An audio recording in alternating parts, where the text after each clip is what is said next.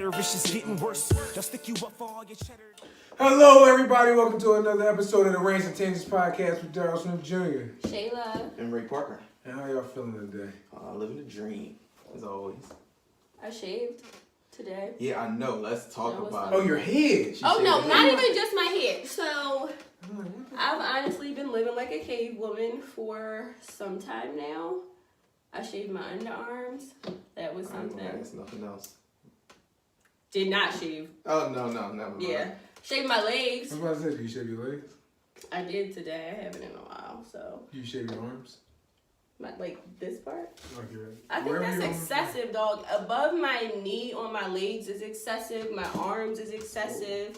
Like, above the knee on the leg is excessive? Yeah.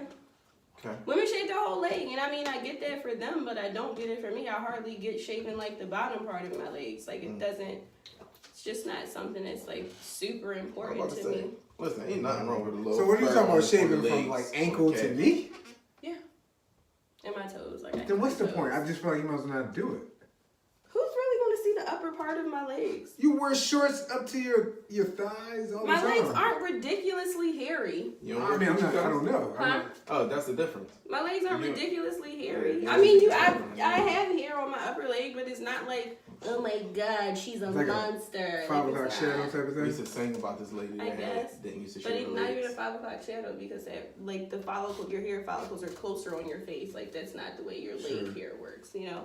So it's not, yeah. Okay. Nice. So, yeah. So I just told her, welcome to the club, you know what I'm saying? We might as well all rock up. She can rock the skull, I might as well rock my skull, you know what I mean? I'm happy to have you. I know it's temporary, and it's optional, and it's by choice. But welcome, we happy to have you on this side. It's a high maintenance job, but, somebody gotta do it. I haven't. This is not my first time being bald, right? I know. Of course not, Shay. Obviously. Oh, it had to go. It was literally killing me to have hair. What's going on in your lives? Anything interesting? No. That's not a bad thing. Yeah, it's not at all. Yeah, no, life's regular. Life going good, though. Life is good. You know what I mean? Same old. All right, let's get into our topics, because obviously we ain't got no energy about our lives. I mean, I'm having a good life. I know you are. I got good news recently. Just good things happening. I'm good. So nobody asked me about my day. So we just assumed you were going to tell us. You've been orating. We forgot to ask that. No, I'm digging first time. I'm digging that hat though. Let me see that joint real quick. It's fresh. That joint fresh. Got the Indiana University of Pennsylvania boy. That joint fresh and nigga hit crisp. the co-op store. I'm so mad I slept fast. As soon as I hit campus, this is the first place I went. I know. No exaggeration. Got this fresh ass hoodie. Yeah, my dumb ass. I was not on my toes.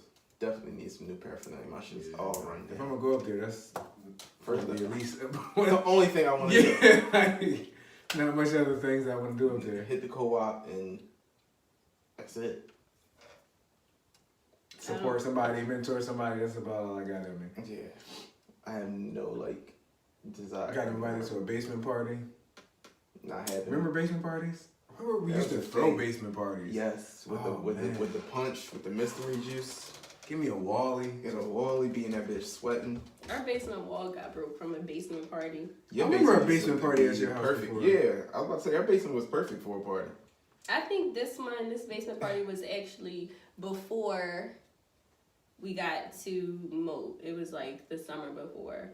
And I literally saw people that I hadn't seen since first grade. It was like, oh yeah, I was at this place and we heard about this party.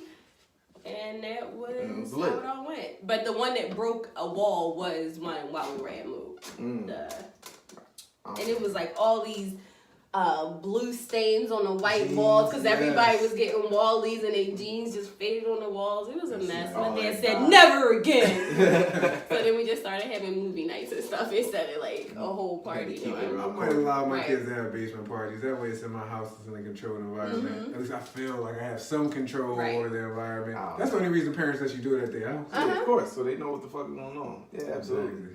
Yeah, I guess, because ain't gonna be no running up and down the steps. Like, it ain't gonna be no dip offs in my basement. It ain't gonna be none of that. Like, it gotta be everybody has wide open space. Right, everybody can see what everybody's doing. And then I'll be the parent to mind my business and stay upstairs the whole time y'all party. I just have one of my younger ones just be informant. Mm-hmm. Your little sister gotta be down there. Your little brother gotta be down there. Like, yeah, go check somebody gotta be informant. Damn, yeah. I think I went to one of your basement parties. I don't remember what it was. I remember one at your house. I threw a couple basement parties in my time. I had several. Back as a buck. I've had several. Man, those were the days. Anyway. Y'all really was just, it got quiet. Everybody was because you were in like, wait a minute. Good time. Good fucking times at a basement party. There was a moment like a Wally, especially if you had the rhythm to move with the chick. Keeping up with you, baby. That's really all that matters. Yeah. That's when you really fall in love in a party. Like, man, shit. But the worst ones you want to switch it up every 3 beats. Now you're giving me this twist and this a wiggle. I can't follow you that fast. You leading me too fast, baby. I used to really allow myself to get sweaty and perspire. Yeah. If you wasn't sweaty, you weren't working. You wasn't working. Yeah. Like, You really wasn't having a good time. It was, God forbid it's glass anywhere in that basement. The walls better be sweating and the glass better be falling. chick walked into the party, her hair used to be Yeah. laid. She come out, her hair was That's but my frizzy. slayed. She better try to throw it in a ponytail. Right. Oh my God, wet t-shirt contest. That was wet t-shirt contest with no water. Yeah. And bitches just come out. With A's and B cups. Yeah. Basements weren't ventilated. No, Mm-mm. no type of circulation. You smell everybody. It could be one I don't funky think you person. care, but no, if it was the real funky person, it would mess up the whole It would mess up the situation. whole aura. Like, yo, somebody stink. Somebody need to take a bath. Alright, y'all. So, what's been going on in the world? We, Some people don't know who Nipsey Hussle is. I found out. No, I know. That's I guess that's to be expected. yeah. I didn't know who he was. I heard the name. I learned of him more in his death than I know of him while he was living. Right? I was definitely in the know of who Nipsey is. I was actually a follower of him more so than his music, though. Like, I was in love with the persona, what he kind of spoke about, just the way he carried himself. I like that a lot about him and the way he, you know, what he represented. So prior to what happened last week, I thought he was just a dope dude. Like, his music was just alright to me, though. Like, and I always said, like, his interviews is better than his music. Like, you know what I'm saying? I just rather listen to the nigga talk. Damn. Unfortunately, I was hoping that you was the one who listened to his music. For me, I have given him a try. Mm-hmm. So it was you that challenged. You didn't do it on purpose, but challenged me. Ray's like, yeah, man, sometimes I'll just be trying to listen to new cats. And I don't give any new people a try. R&B, I'll give you a try. But in hip-hop, rap, you don't get a shot. You got to be a feature. And then I'm like, oh, you sound all right. And then I'll check you out. So Nipsey Hussle was one of those people. It was before Victory Lap. So I did listen to Victory Lap one time. I really wasn't even impressed or anything by that. But albums before that, music before that, I just never really was a fan. But like you said, I have been aware of him and I have heard his interviews. And that's how I kind of never really followed him. Not like I followed him on any social media or anything like that. But that's how I was aware of him. Because he had what I thought was a brilliant mind given the situation that he was in and came from. And I just thought he was dope. I mean, I liked some of the stuff he was doing. I didn't know, like, for example, that he had bought that whole shopping center. Mm-hmm. I'm like, oh, well, there you go. Like, that type of investment, I had heard him speak about things. And I was like, he really sounds intelligent. But to know he was putting money behind things, to know he was making those type of moves, to know he started that, I guess it was a rec center or whatever, and with the STEM programs and all those types of goals he was doing, and buying the hood, I'm like, yeah, I'm with all that. Now, it makes me wonder, because we do talk about buy the block. I follow Jay Morris. I follow a bunch of real estate people. Buy the block. Why would I want to buy the hood? I don't know how I can turn a profit. Gentrification, you should be able to see how you turn a profit. Every hood's not going to get gentrified. I think it is. I do too. Black people got to go, so then where do people go? Counties. So it goes from suburbs to city and back and forth. Yeah, Everybody's not going to push out to the suburb. They might not. You got to think about it in a place like California. Well, Cali is different. I mean, Los Angeles in general. Yeah, LA is different because they got like different sections, I guess you would say. Like you can go block to block. Yeah, like you could be in the hood for 5 minutes and then in the fucking suburbs the next 5 minutes. Kind of like Southwest and Darby, or Uptown and what's that? Darby the verse, But technically it's outside. No, it's supposed to be a verse. Yeah. Or just Darby and Springfield, or you know what I'm saying? Like that's a fine line between that. So it's just like as time progressed, like I use my block as a prime example of where my mom lived at. Like when I first moved on that block, it was a very not upscale, but a nice neighborhood. There was, the trees bloomed, like it was clean. The sidewalks were still together. Like you could go outside and play. It wasn't a bunch of traffic up and down the street. None of that. Gates were still up. I can say, as the people that were already there moved out of the neighborhood and more black people came in, shit is already run down. But now the resurgence is happening where people are coming back to the neighborhood and then is making a turnaround. So buying back the block. People can only come back if people leave, though. Yeah. So there is going to be some of that flight Yeah. to go to the suburbs, better The school white flight, districts, they and call all it. that type of stuff. Mm-hmm. And that is opening an opportunity for gentrification. But I don't think that's going to happen the way that this whole blanket gentrification that I feel like people talk about, or how they present it. I can subscribe to it. I don't think it's going to happen that way. I think that's the idea. So I think that's the goal for, I guess, the powers that be or whatever. But I think maybe that's what somebody that says buy the block and they do it in the hood thinks about. The fact that is the goal, and the fact that this neighborhood could potentially be one of those neighborhoods. And they would rather have a part of home than a part of some place they really aren't connected to, maybe. So it got to be a strategy behind it.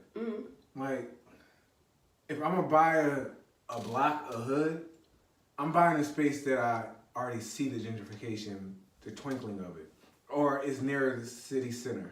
But what if it's not about Then that makes sense. Yeah, what if it's about just not Just having owning that neighborhood? some like... Then that goes back to my original statement. I don't see how I could turn a profit.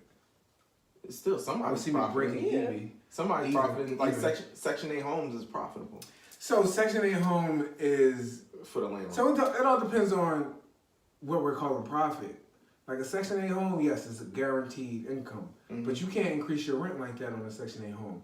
Like these subsidized housing programs, you can't just increase your rent as the area improves. You're talking about fixed rates. We're talking about like older people. I can't think of the name of these apartments that older people live in where their rent can't go Senior up. citizen homes, yeah. But like, you can't just... I know, but what I'm thinking about it from the standpoint is this, right? Say you buy a property in a rundown neighborhood, and it's $20,000. Is nobody wants it, right?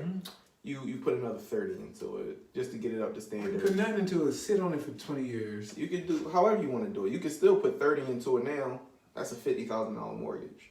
$50,000 mortgage. You think $300 a month would be your mortgage every month? It depends on your credit.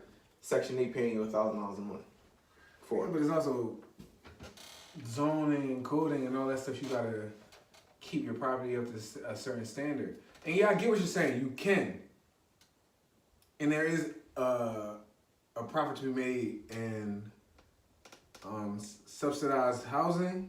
But now you're talking about, if you really want a profit, you're talking about owning multiple properties. Yeah, one can turn into two. Because if you have one or two, I'm assuming, because I don't own any Section 8 properties, but I can see it offsetting with liability.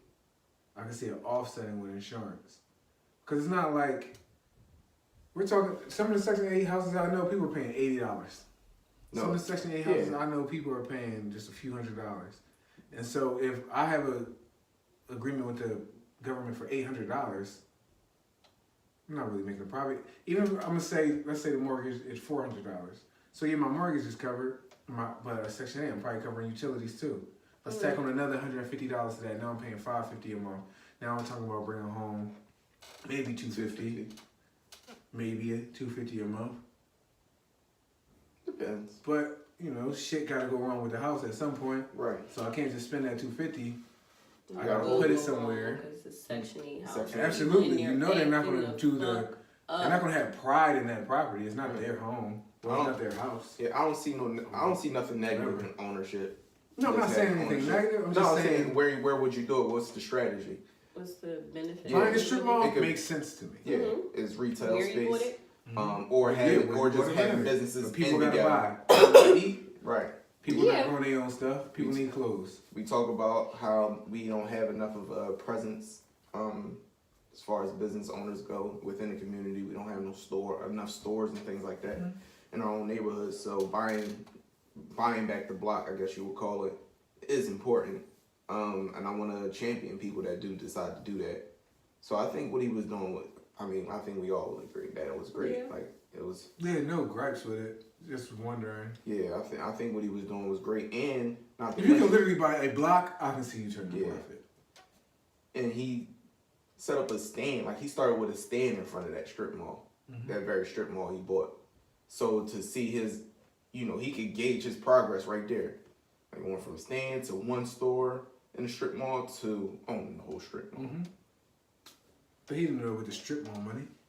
No, of course he he did. Right, so it's just what I'm saying. It's not, and I'm not saying you're supposed to get that quick turnaround profit with the one store to be able to, have so much profit that you can buy the strip mall. You're gonna have to have outside income contributing to buying that whole thing. But I'm just like, I don't know that Nipsey Hussle was in the green. How about that? That's maybe what I want to say. I don't know what demand finances was.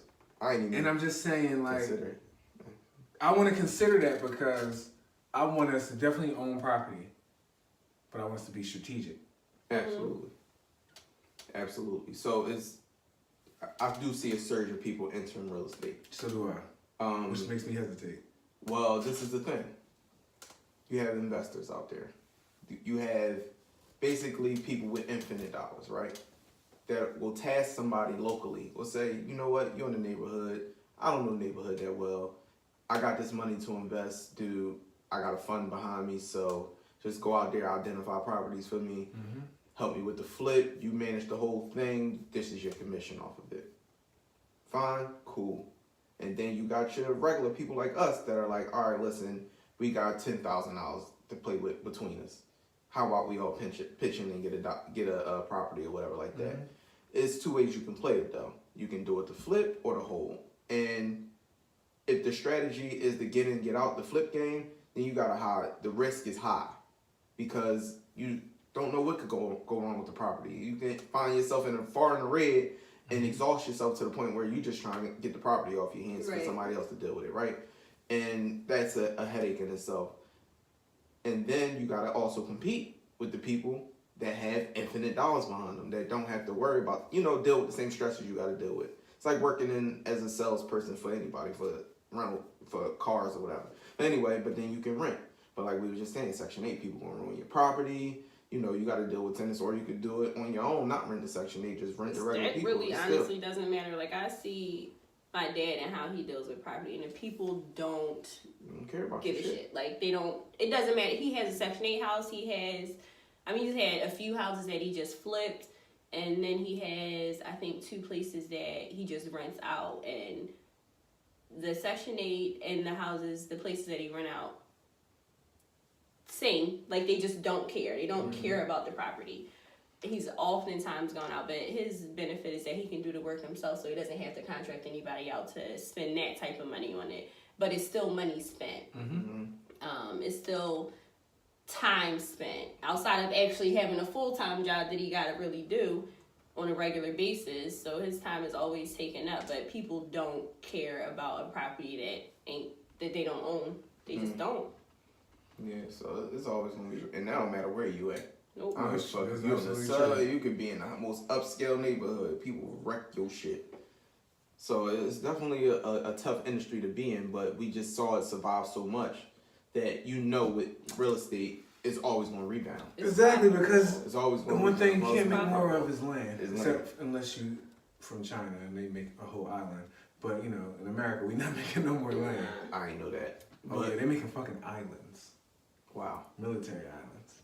Don't fuck with China, man. Give them another 10 years.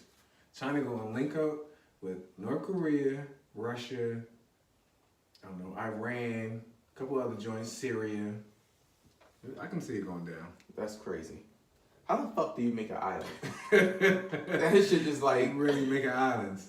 You can look it up. China's making islands. I've seen oil rigs in the middle of the ocean, but I ain't never thinking about people making actual fucking islands. Like, I think it's a matter of building and funding that idea. Like, you can put an oil rig there, you can put a whole. Yeah, like, what else can I do? Yeah, like, what can I do? Cement Yeah, everything that's around wild. it or put a bunch of shit around it. I mean, you gotta figure Asia is surrounded with a bunch of islands. right. So, I mean, you got the inspiration right there. Yep. I guess so. We gotta change that quote to "You can't make more Earth." Yeah, Because now these niggas in the ocean now, it's just like we just can't make more Earth. Like, because I know they got islands going. Everybody got islands going. Next thing you know, Russia gonna have islands. Then we gonna have the technology. Now And we then we're gonna have all gonna islands. Russia die wants because to- what the fuck? Like, you're. Russia wants the Arctic because that's where the oil is. So Russia has invested heavily in ice boats. Mm. The boats with like That could cut through the ice. Yeah. We So, gotta chill. say we got dog. one, Russia got like 40. It's the end of days, man. What the Yeah. fuck do you need all this? Is the end of days. They're gonna make it so like we don't have. You're building islands, which means water levels are gonna go up in other places, and we're gonna have less land in other places. And if you keep doing that shit, what the fuck? Like, where's the water going? It's not going away. The shit's not going to evaporate. You can't dump it into the universe. Well, let's like, just hope with all this what the intelligence fuck are they we build doing? a fucking plan to keep us from having keep dumb shit like that. So I've from happening. seen plans to literally raise land up to build property on these like shit you see in fucking movies, like the futuristic joints. No, nothing's beyond. Well, I shouldn't say nothing, but oftentimes you'll see like these cities in the sky. I've seen designs for that. I've seen I don't know if it's Denmark. It's one of these super white Up in the countries. sky. I Our live in ozone the is fucking sky. polluted. Like, I don't. It's not a good idea. None of it. They just want everybody to chill. So let shit be the way So it we is. should go the Thanos route and just kill half. Let's kill half of And the then it people. can even out. Let's just balance rock that with shit. You know what I'm saying? 7 Like, billion people. Like, really think about that. That's a lot of motherfuckers. Yeah. 7 billion? yeah. Mind you, Are that's we just That's accounting for the people. That is people. I'm about to say, are we accounting for the people that live off the land, like in right. That's what I'm villages and saying. shit We like don't know that, about off all these indigenous Indigenous- people that yeah. we still don't know about. We don't know about the island that fucking shooting. That's what I'm thinking. That's exactly what I was thinking about. There's so much we don't know about too. Right. Yeah, that's We wild. probably closer to at least 7.5 billion. So y'all see extinction happening. All right. I don't necessarily see it. I think No, I see people like Elon Musk. I see people like these visionaries who really believe in this sci-fi shit, making the moves to like save humanity. I think I that think we we'll would be have to there. be on the brink of I think it's extinction on for our people kids. to get to that point, though. I think that we would have to be in some sort of apocalyptic state for people to say, "Oh, So we can get to This is Mars gonna by work. 2040. can we?" Probably. And then you gotta figure nobody's been going back to the moon. What could we do on the moon? I'm Who's just throwing going to shit out Mars? there because I'm all about sci-fi. I'll be dead, so I'm not worried about none of this. But in Who's- I mean, 2040, I'm worried. In 2040, we be alive. no, I don't think the world will About to end. say, I don't- damn, Daryl, no. what the- No. I don't think the Give me world will be lifespan. ended in 2040. Oh, okay. I'm saying I think we'll have the capacity to really start building in that way in 2040. Oh, okay. Yeah. I mean, we really have private companies building rockets now. America don't build rockets. Right. America hasn't built rockets for decades. Private companies are getting into space and coming back. Like, that's how we know where we're at now. I don't remember if it's SpaceX. SpaceX or if it's the Yeah, other one. it's But they're SpaceX. going to space in a ship and have had that ship come back. Now we're in the future. Like, now we're on some fucking jets and shit where you can Aren't- fucking take off Aren't and they come back. allowing private trips up to the moon? Like you I don't can pay think like it's $2 started million, that yet, but yeah, people have been paying for it. and you can just take a private trip That's to like the a moon. crowdfund, I guess. I mean, whatever. I'm just saying, like, I'm with you, Shay. I don't know if I'm as dramatic as you, but I'm definitely like, something's gonna happen sooner or later. Because most times in all this sci-fi shit goes wrong because people are trying to like build this new shit, and now we have a zombie fucking apocalypse I can because see you went to go get AI some taking- dumb shit. Like, Something's happening. That's interesting. Artificial intelligence. How many times do we have to be warned? how many movies do you have to watch, dog? I was just watching Billions, and they had like That's my show. yeah, they had that robot, the episode where the robot came in and the shorty was picking it apart or whatever. But just all the shit the robot was supposed to be able to do, and I'm just like, what do we need people for? And when will That's the these real robots issue. that lack empathy, that lack, feeling or anything, Just all Just calculation. all just rational and off the stats. But that's why the issue isn't immigration or is anything like that. It's really industry. Yeah. It's robots. Yep. Like, that's what took our jobs. Yeah. You ever watch South Park? That's just my shit. They took our jobs. That used to be my shit, man. I used to love South Park. That's why I need Thanos. But back to buying back the block. Oh, back to Nipsey. Yeah, back to Nipsey. Wow. So we were really out there. We were going. Yep. Literally in outer space. That's where we were just now. Buying back the block, like I feel as though it's important. We still do have people who aren't for neighborhoods that their mom don't own a parcel of land on, or their family, period, don't own a piece of land on. So we do have a connection to the neighborhoods we are from, for whatever reason, and to preach ownership into the people that are from there. It was good. Well, he had a real solid foundation because he said that his family had owned property in that area since the 30s or 40s. Mm-hmm. So they had already, I would assume, they had already been teaching him about the power of investment, the power of owning property, and power of owning land. I mean, you can't get evicted from your own shit. Bottom line. Like, you always got a place to lay your head. That's it. It don't matter how the fuck you live. It's yours. Yeah, that's why. Unless I'm renting to you, I'm not pro rent. But I think I'm gonna get a rental property. But things like what you were just saying, those are all my concerns. Yeah. Like, am I able to just get a bunch of old people? Like, Well, there is a part of Section 8 that rents to. I think it's really hard to get into, though, because my dad tried. There's a part of Section 8 where they only rent to the elderly or vets, retired vets. So it's ways you can get around fucked up tenants, but fucked up tenants won't come. It's just hard. I'm thinking about making, well, I won't put my shit out there yet. But it's something else I want to do too. Yeah, man. But that whole situation with Nipsey, I think it was just a situation of access. Like, tell me more. What do you mean access? Access to him? Physical access? Accessibility. Okay. Speak on it. In regards to you being from a certain place and ascending to certain heights, you have to limit the access that certain people will have to you and certain interactions that you could possibly have. And this is not like a victim blame thing. It's more of a just awareness to the fact that there are a lot of people out here that have less to lose than you. There are a lot of people out here that don't value the same things that you do. And come in and encounter those people, you are already at a loss, no matter what. You can't win in that situation. So either they're going to put you in a position where you're faced with the task of having to risk losing it all, or they take it from you. So what I hear you saying is, once you make it to a certain height in a, let's call, not the best community, then you should leave that community. Yeah, absolutely. Okay. I would definitely leave. That's sad. I get it. It's sad. I feel like we can't. I'll agree, but I just feel like that's why we don't prevail as a people, because everybody leaves because of that same thought process. And It makes sense. It absolutely makes sense. I'll put it like this. But nobody comes back. It's not about coming back, right? He bought back the block, Mm-hmm. right? He put his money in the community. He created programming. He might even have residential housing out there. I don't know. But he's putting his money where his mouth is. Mm-hmm. What I'm saying is accessibility, meaning, yes, my presence is felt through what I do, the programs I fund. Mm-hmm. But as far as you being able to touch me. So in respect to Nipsey Hussle specifically, he's in front of his store at his strip mall. Mm-hmm. He's where he should be. Mm-hmm. Accessibility, when I think about that, I'm thinking about walking up and down the neighborhood.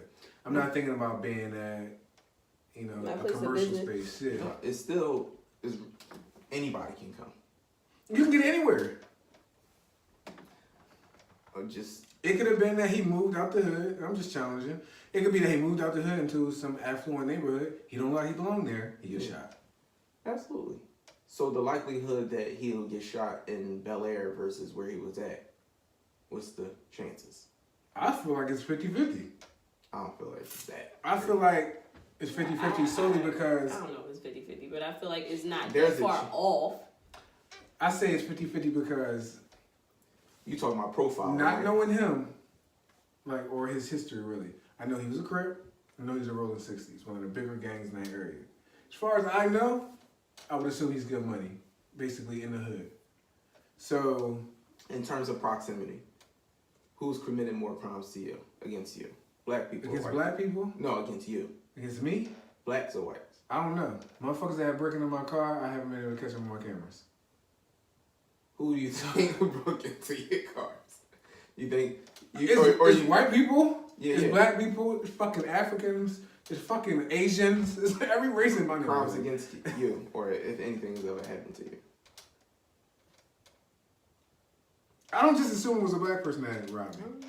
I'm thinking about crimes that ever happened against Nothing. me. No. Well, I've been attacked. Because I've seen white people do some shit. I've seen Asian people do I'm some not shit. saying that. I'm talking about proximity. I'm not. It don't matter where you at. You Well, live wherever close to you're- white people, so- whoever commit. You know what I mean? The If you're living likelihood- around a bunch of black people, Yeah. black people are going to That's what I'm saying. But if If you you're live, around a bunch if of you white say people, that, then if bunch you of live white around a people bunch of commit white crimes, people, wherever it's you're gonna be at. white people. Yeah. No, what I was getting to, what my point was that in terms of proximity, the likelihood that something would happen to him in that regard would have happened in that neighborhood would have been by somebody that looks like him, right? Well, yeah, in that neighborhood. But the And same that's thing what- about if he moved to a different type of neighborhood. Accessibility in that neighborhood for him was 10 times more dangerous because the people in the walks of life that he's coming from tend to be a little bit more violent. Like, I don't, you know what I mean? I disagree. You don't think they tend to be a little more violent? I disagree because tend to be more violent. I mean, what does that mean? He's from the Rolling 60s Crip. The neighborhood, the people that he once associated with, had a tendency to be violent. Have a tendency to This yeah, guy, they he gonna had jump you in. the very guy that killed him had a tendency to be violent. He's a known. I he's a don't known like killer. how you saying that. I don't like how you saying that because who doesn't have a tendency to be bothered violent? Daryl so Yeah, much. like, who doesn't have a tendency to be violent? If you have something to lose, I don't have you going outside just jumping off the fucking edge of a building to do something to So somebody because you got some those are shit to two lose. different. Those are two different things. Having a tendency towards violence and a person who has nothing to lose. Those are two different things. I can see who has more guns in America, black people or white people. White people. All right, who has more tendency towards violence then? What you need all them guns for? You fucking afraid? What do you need all them guns for? Who has more tendency towards violence? Who Who's been actually doing are most the of the mass most? killings Yeah. in the United Bruh, States? I'm not absolving So- them. Don't try to isolate no, it. so I'm what not I'm saying absolving is- them. I don't like to have more the whole the phrase verbiage. have more tendency towards violence speaking because in- I think anybody given a certain set of certain set of circumstances will have a tendency towards violence. Absolutely. So the people that grew up in those environments where violence is normal. Yes, I'm not as violent as the niggas that These grew boys up that's in. growing up playing video games. What's the difference? No, but what I I'm- can see some more hardcore shit on the internet than I can see in any hood. No, what I'm explaining to you is the niggas in that zone where he's from, the people there, not I'm black not trying people, to white absolve people. these people. I'm talking about people in a certain. I'm in not a trying small to absolve these gang members and affiliates of their their tendency to be violent. choices, but I'm just saying the whole phrase tendency towards violence, I can't get with that. What I'm saying is I'm isolating it to a group. I think you're speaking broadly. Is that fair enough to say? I'm speaking directly to a certain type of person or people that you can be associated with that tend to be a little more violent than I that. think if I grab 10 people from that hood and 10 people from another neighborhood, I can find either the same or similar percentage of people who I would say would have a tendency towards violence. You're talking about like 10 guys from the Rolling 60 Crips and 10 guys from the suburbs? Yeah. Black guys too? They all tend to have the same tendency of violence?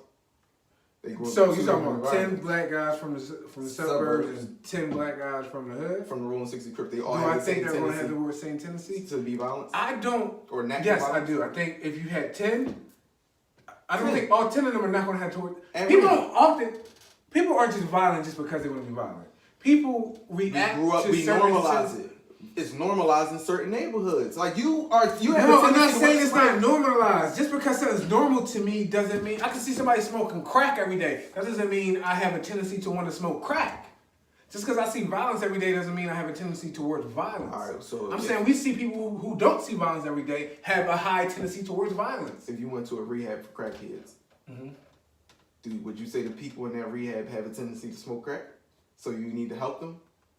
They're former crackheads. They're crackheads. All right, cool. So if you're from a violent neighborhood, but I haven't committed any violent crimes. no, he has though. We don't know. I don't know. I'm telling you, the nigga that killed Nipsey Hussle was a known Oh, okay, killer. sure. Yeah, I mean, yeah. a known killer around there. Okay. And what I'm saying is you have to limit the access to people that tend to be violent. But I'm saying that in That you that have same to. place, remember that fucking senator, white woman, shot in the fucking face? Yeah, She wasn't in no hood. that's different. There was one person who made a choice, a reaction to something, made a choice, and that person had a tendency towards violence. You're saying a whole area. I'm saying a person. That's why I keep saying 10 people. It's going to be per person. It's not going to be because these people are from this area. I know, but what I'm saying is if you grew up in certain environments, you have certain experiences that you kind of get that's normalized to you. Let's take some people from the Middle East. Let's take some people from a war-stricken area in Syria. You think they got a tendency towards violence? That's all they see. Think they got a high tendency towards violence? So Some. there's always a minority. And I could take some that's doing this shit. people from Europe, and you would say the same thing. Some. I don't think it has to do with where you're from. I don't necessarily think it has to do with what you're exposed to. I think it has to do with, yes, nature and nurture, but to a larger degree, your choice, your volatility. I think it's very personal. It was personal. It was personal. You're saying allowing a person like that to have access to you. It could have been a white extremist. It could have been fucking Carl Winslow. It could have been whoever. I don't know. Carl Winslow just popped in my head. I know. Whoever. I don't know. I'm taking offense, Ray. Because I feel like I could be said to have a tendency towards violence. And I don't blame it on my neighborhood. You don't have to. This is just judgment a person to place upon you. It's not really saying you're going to actually do something to somebody. I might. Saying you tend to be a little more violent than most people? I think I do. So what do you think? What do you attribute that to? I attribute that to my natural aggression. I attribute it to a lack of patience. I attribute it to a desire to not argue, and that's probably the biggest part. I attribute it to my energy. I don't feel like arguing. I don't feel like doing too much talking and going back and forth with you. We can either handle this or we can leave it alone. I don't know. And for me, handling this, I think getting violent. I think where it depends on where you grew up. I think I could have taken you and put you in an environment where aggression or those signs of aggression would have been looked upon as bizarre, and you would have adjusted and adapted to that environment, and therefore your tendency to be violent. I grew up in a home been minimal with a father who is the complete opposite. My dad don't want no static if he don't gotta have it. He is not aggressive. He is not trying to fight you. He'll do what he gotta do, but he is not the initiator. He's not short with the patience. So I'm saying that to say, fuck the street. The most important environment is the home you grow up in. Absolutely. I grew up in a home where aggression was absolutely not tolerated, where I still was very much an aggressive person. It could be both things. So I think so you taking issue with me saying that they have a tendency to be violent from the people from that area have a tendency to be violent, right? Yes. So to paint it with a broad brush is wrong, right? I agree. Yes. Is that fine? We say that all the time. Right. Yes. So that's what I'm saying. I'll remove that portion of it. The guy that killed him was known to be violent. All right.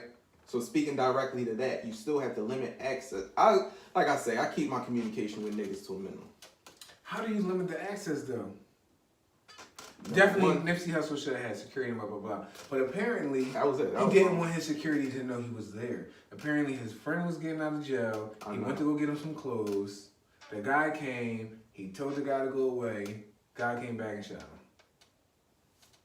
I mean, you can't plan that out. You can't protect for that. I'm not, because if I keep going down this rabbit hole, it's going to sound like I'm victim blaming. I'm not. I'm just bringing awareness. I think it's okay to have a little bit of victim No, blaming. I'm not victim blaming. Because I do think it's important that he It not just confirms have, my be point. this accessible. I agree with you. Yeah, I do it think it's just confirms my important. point. If we see Floyd Mayweather, and trust me, I definitely think I'm tough, but I think if me and Floyd Mayweather still face to face, I think I'm going to have a hard time grabbing him because he's going to be piecing me the fuck up.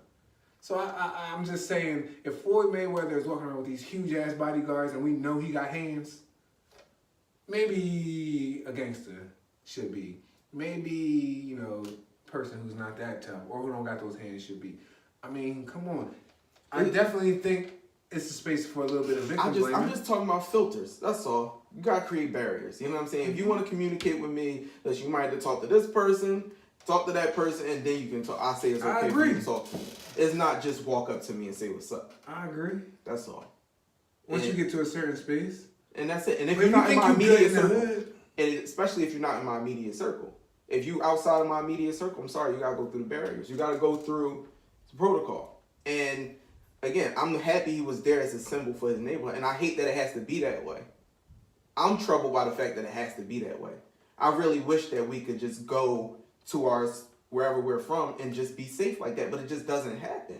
It's not, logical in most times. So where I'm saying I have to limit my interaction with niggas is just because there are niggas out here that will throw your life away over nothing at all. Sure. So how do we protect ourselves against that while also being connected to the very neighborhood we come from and buy back the block and making our impact known or felt? I think you gotta be. I think there's a way to be present without being physically present. I don't have to be in the block to buy the block. On the block, around the block to buy the block. It's like, I don't want you to think I don't agree with you. Once you start making a certain amount of money, there definitely needs to be space between me and you. No matter who you are. And unless you're in my immediate circle, you too close, man. You too close. Shay? I agree. I agree. I said that earlier. I think that outside of Nipsey Hussle being there that day or however often he frequented, again, I didn't really follow the man. However often he was in the hood, I think his presence was felt, like you said earlier, in all the things that he did in the community, and he didn't have to be there for it to happen. But also, when things like that occur, right, when you set things in place and you remove yourself from it, shit can go to mush very quickly when you put power in other people's hands because they don't have the same. You'll never have not one person on your team that believes in your dream the way that you believe in your dream. Mm-hmm. So you have to put somebody that cares less in a position of authority over these things that you want to go well. So maybe Nipsey didn't want that to happen because he could have did these things and then said, my man, you in charge. They don't give a fuck about it. They gonna start taking money off the top, doing whatever the fuck they gonna do. So it's just a really tough spot to be in when you really care. And I think, and what I've learned about him in his death, he genuinely gave a fuck. So he didn't want things to happen in that affect. So you take a risk either way, honestly. One of them could be your life, and the other one could be the legacy you're trying to leave with the life that you have. Mm-hmm. So it's a tough choice to make, and I don't. And just take one dickhead. That's all. That's all. That's all. One dickhead.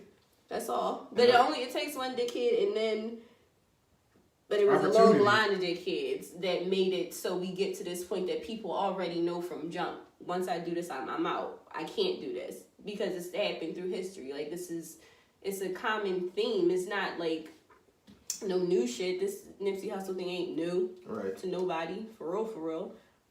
And that's really not. That's the crazy part. Because at first I'm like, the nigga in me like, nigga, what the fuck he got going on out? Like my instinct, what the fuck he got going on out there? That nigga was just smoking like that. Because what I be thinking about is, of course they got their public persona, but behind the scenes niggas be, two different type of niggas. I hope you're everything you say you are. You know what I mean? So it just be like, what? Fuck, why the energy was that strong for him? You know what I mean? So I do leave a window open to say, like, niggas be on some extra shit. Like, was he on some extra shit? But then when you get to the bottom of what happened, like when they say, you know, what it was over, it's just like, that's when it gets back to, yeah. Like, that's where it gets back to being a person making a choice. Yeah, your feelings was that hurt, cuz? Because the neighborhood will uplift you. There are a lot of people that say, yo, like, he's not to be fucked with. Don't go over there. Don't sell over there and sell drugs. Like, that's what you call a block. Like, that ain't happening around here. You can't recruit him. He got a future. You can't do this. Don't touch her. Like, little hood. We will protect our own. But it's just like, those people that exist in those spaces, there's always going to be that person. So you just got to have that for, like, not for everybody, but just to protect against, like, shit like that. Like, it's not for all y'all, but it take one motherfucker to slip through the cracks. And this is somebody, again, he knew, obviously. But it was a reason he didn't want Boy around. I don't want you around me for this reason. Boy was a snitch. But then I heard another account where Nipsey Hussle's business partner said the dude came to talk about rap stuff. About music. Nipsey was like, no, you're not high or something. I'm deeply paraphrasing. Yeah, I saw what the bull said. He said it was about music, but also I think it was in conjunction with that. It could. Two things can be true. Like, it was about, Bull was coming at him about music and the fact when Nipsey heard Bull was right. So it was like, all right, go get your paperwork, and you know what I mean, we can have a conversation. He knew him already though, so we can have a conversation. So that brings your defenses down, of course, but still, who am I associating with? I'm associating with a nigga that has a lot less to lose than I do. Not saying your guard is still be up in that matter, but the big picture is he has a lot less to lose than I do. So I'm okay with saying your guard should always be up. I want to at least say that for me and make that clear. I don't think it's healthy. I don't think it's natural, but I mean, hey, I think you should definitely always have your guard up. Once you start trusting people who have not really shown you that they can be trusted, you're doomed for failure. Right. Something's gonna happen. Because you can't take everybody. For Shay to just so easily assume that somebody's gonna scheme, take some money, and for at least for me to just 100% agree, somebody gonna do something. Somebody gonna do something. Yeah, this is the way the cookie crumbles. It is. So I don't know. I just think it's sad, man, and it just reminds me again of why, you know, we gotta be on our P's and Q's just as black men, because we got threats from both sides. Like, we got, you know what I mean? We got the people that look like us that do whatever to us, and we got the people that don't look like us that's gonna do whatever to us. So where do we exist? Like, where do we find our place of comfort or solace? Like, so that's when I feel like buying a block makes perfect sense, because I have not given up on the thought of another Black Wall Street. Buying the plaza, get a market in there, really segregate that community, tighten it up. I think all that makes sense. Do I think he need to be standing in front of the store? Probably not. I just would have thought it would have came a different way. I would assume, I'm not in no gang, so I don't know that gang shit. But I would just assume, what happened to the Bloods and Crips shit? Y'all not killing each other no more? They didn't like band together over this or something? Yeah, they all went out there and they had like a march together. This dude, big Crip dude out there named Big U, major Crip boy out there, like he led the march or whatever, and I don't think they be tripping like they used to. I don't think they do either. I don't think they've been for a while. So, I mean, but so the LAPD is probably pissed. Then again, I should feel comfortable, right? What, in your own neighborhood? Yeah, if I'm not thinking ideally, my opposite gang is after me. Ideally. I'm with my people. Right, ideally. But again, those one-off motherfuckers that, you know, that just make it hard for everybody else. And that's what I'm saying. Like, what's the next rapper that emerged out of that same area? Or what's the next, whatever, the next person to emerge out of that area and reach a certain level of success? What's their motivation? What's to stop them from saying, fuck all y'all, I'm out? Y'all see, this is what y'all did to Nick. My advice is, fuck all y'all, I'm out until I get into a position where I can give back and not have to be here. I don't want to see y'all again. So this is why people are I see running y'all off. in controlled environments. This is why niggas get their money or get their success and run off. And that's what I'm saying. And we eat our own, man. And when you know, it's gonna leave your ass for a white girl. Go ahead, get that. So It's sad. it is, man. But I was saddened by it. It really, really, really broke my heart, man. And then when I found out what it was over, It broke actually my heart. kind of exhausted me. After a point, I was thoroughly annoyed with all of the posts. No disrespect to the man. Sure. I was just so exhausted with the Nipsey was, my right hand man. Doubt it, but okay. This is a conspiracy against that was the weird. I hate that. Go ahead. It was just exhausting, right? Because you put so much energy into whatever thought process you have, right? And in learning about him and his death, and learning about all the things that he was doing, you all this conspiracy conversation, all the energy you putting into it, again, you just so quick to jump on something. You didn't give it time. You didn't want to give it time. You just let it breathe for a second. Let it breathe. But all the energy you put into it, you become the conspiracy. You are the conspiracy. All that energy could have been put into as soon as it happened. You went to this conspiracy theory. It could have went into continuing what the fuck he started. You could have done so many other things, but you spent all this fucking time bitching about something that wasn't. And now you probably gonna say, government did it anyway. They let that man out to do this thing. Yeah. Whatever the case may be, but shut the fuck up. Like, yeah, people are weird. I mean, so it always weird. exposes the weird shit. So we're definitely let's be fair. We're definitely here for a conspiracy. But I'm always here for a good conspiracy. You know that. I'm down for but it. in this situation, it just seems you can't jump to a conspiracy that fast. Like, you gotta let it breathe. You gotta let some information come out. Listen, we got conspiracies behind all the shit that be ignorant shit that like when Tupac got killed. We had conspiracy behind that. When Biggie got killed, there's conspiracy behind that. Conspiracy behind Tupac getting killed. Like, dude, sometimes it could have just been the been most some simple shit. Niggas just nigging, and we gotta hold niggas accountable for nigging. And that's all I'm saying. Whenever we come up with these conspiracies, sometimes we forget to acknowledge the real motherfucking players in the situation and that they're the fucking issue. But that's the point. That's when I say we the conspiracy, that's the hook right there. Like you get so caught up. Like motherfuckers don't even have to do anything that's any type of conspiracy because they say these motherfuckers gonna jump right on this bandwagon. Mm-hmm. I'm gonna take their eyes off the prize, and this is what it's gonna be. They're gonna harp on this shit for a while, and then some other thing will happen. Mm-hmm. But just be a little smarter about it. There were black men in places far more let's call it important. Let's call it influential. Yeah, far more influential than Nipsey Hussle that were doing shit that give a fuck about the community, that speak out about it in a vigorous way that his ain't roll yet. So what the fuck? Why? What made Nipsey so special? And everybody's like, it's the Dr. Sadie documentary he was coming out with. Yeah, I just cringed. I was cringing at the conspiracy theory shit. I was just ignoring people. And that's what I'm saying too. Keep that same energy. You see how we all admitted that we wasn't that deep into his music?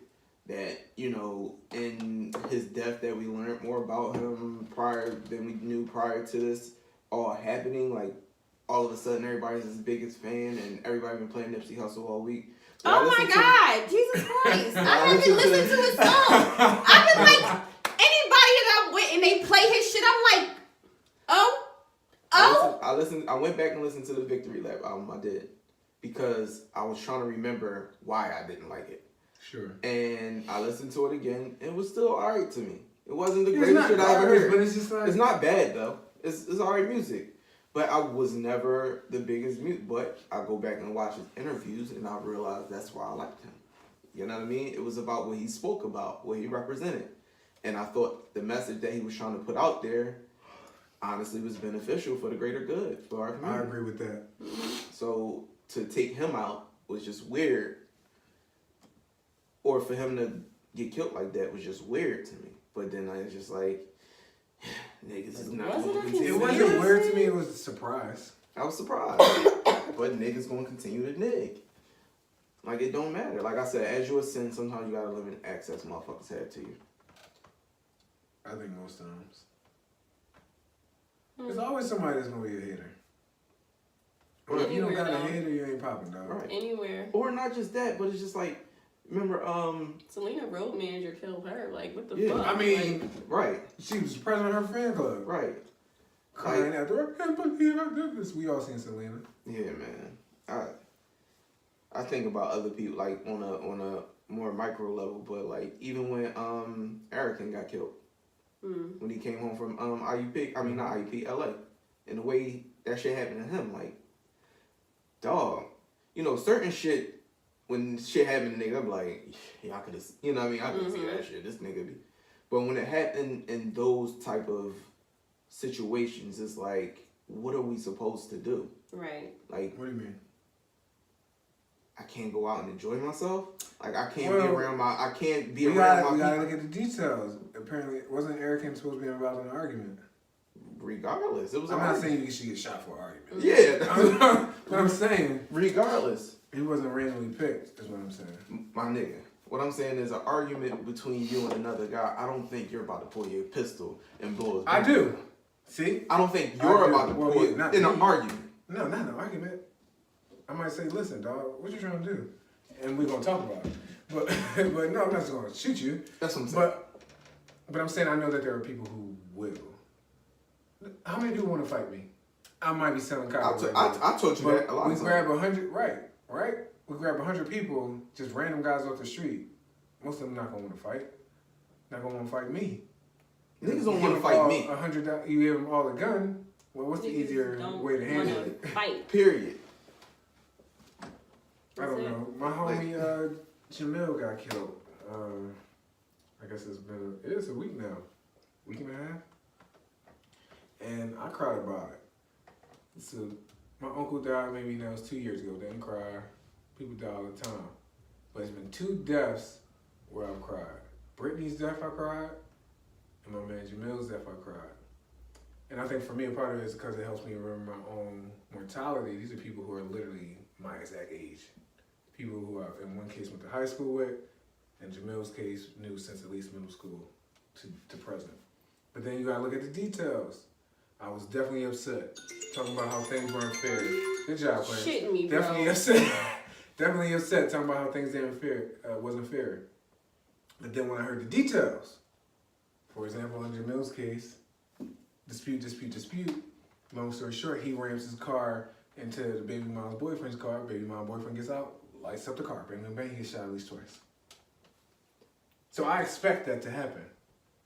Very much I expect that nobody's going to want to fight. Very much I expect that if you don't do something first, if you're trying to use fists, if you don't do something first, you got a good chance of getting stabbed or shot. I know I always got something on me. Likewise. But I think that, like, Why? proves Ray's point that, damn, I can't go out and have fun anymore because ain't nobody I can't go out trying and have to fun again in an argument. resolve this. Well, I'm You don't, like, but that's not something you can. Sometimes you just can't avoid an argument, like, or you don't even know that that's about to happen. You bump into a girl and she get all uptight about it and go tell her nigga. And now he's at shit thrown over some dumb shit. Well, I'm at a place that I shouldn't be. I'm not around those type of people. But I feel that, but that you too. can't really That's control that either. For real, That's for real. because those type of people can infiltrate. But I'm just saying, for the most part, then you look like the weirdo. there's a lot of people. You can't look like the normal person. Right. You know? There's a lot of people that end up in environments that we frequent that have less to lose than we had, and they're willing to put it like You just that. had you look that like- weird but ass then you look like the situation where you was weirdo, at your you kinda- cousin's you situation changed. and That's this what I'm weird ass nigga Just so in weird. a Right, but he face, like, stood out as the weirdo. But And still, I'm not saying I don't it know puts that me in everybody a, pointed a finger at him, but like my thing clearly is, you're not with the vibe here. I always keep saying, yo, I ain't trying to fight no. I don't want no trouble. Reason why I'm putting that shit actively out there because I don't want to be in a position where my back's against the wall. Mm-hmm. No, never ran, never will. That's I just might. that's the adage. Depending on the situation. So it's just like we don't want to be put in these situations. I don't want to get in no tense interactions with nobody. I don't want to fight nobody. I don't want no trouble from nobody. Especially if I'm going to be out here. You know what I'm saying? Because there are too many guys that just don't value life the way I do. They don't, or niggas that just aren't rational when they get emotional. Some people aren't in charge and in control of their emotions the way I feel as though they should be. So with that in mind, I have to be mindful of whom I'm dealing with or how I deal with people. I mean, I'm not always rational and in charge of my emotions. So, I mean, I can't imagine that anybody else is. Unless you've been practicing all these years. Unless you're some type of Shaolin monk or something. Yeah. But I'm just saying, like, some motherfuckers... You ever really try to control your mind? Nah. You actually have to learn. Meditating. You have to truly learn. I can't meditate for shit. You gotta learn. It's not, you don't just like you really have to... No, it's an active fucking thing. I couldn't, I never tried. How do you try to meditate? How do you start, right? Honestly, I just go somewhere where it's silent and just try to quiet my mind. How you try to quiet your mind? I don't know. I don't know how to meditate. So you should focus on your breathing. You should breathe in your nose, out your mouth. Focus on diaphragmatic breathing. Allow your belly to expand and contract. Some people like to imagine there's a balloon in their stomach. You can put your hand on your stomach, a book on your stomach. Make sure it rises when you inhale. Make sure it drops as you exhale. And if you focus on your breathing, like really focus on your breathing, because you don't think about blinking. You don't think about breathing. But if you focus on these things, you'll be amazed at how quick your mind goes silent. Because these are things you don't think about that happen naturally, that when you think about it, you start doing it correctly. Right now, you're not breathing right. I see your chest moving. I know half the time I'm not breathing right, even though I actually practice it. That's how you can get into the joint. That's why I can have a quick 15-second meditation session to quickly get my shit together because I'll be ready to snap. That's how I have to do in court sometimes. Sit in front of a judge who's fucking disrespectful. I don't know how often you go to court, or you go to court as a... Mind you, I'm not often going as a plaintiff or defendant. I'm going as a witness. A professional witness. So disrespectful. So disrespectful. No, I know some... Yeah, when they talk to you, so really just like they really are judge and jury in the whole situation, and they behave as they got such. The power in like, you a king, their huh? Courtroom. My bad. That's their courtroom. Disrespectful. That's why I tell my workers, like, listen, when you go into a courtroom, just imagine, even if it's a woman, it's a guy, don't matter. They're a king and that's their kingdom. Whatever they say, goes what it is, y'all. That is so crazy. Yeah, it's so crazy. But I don't miss that shit, dog. But yeah, I gotta try to meditate, man. I'm. You don't know how many times I've been at court, just like shaking. Not because I'm scared.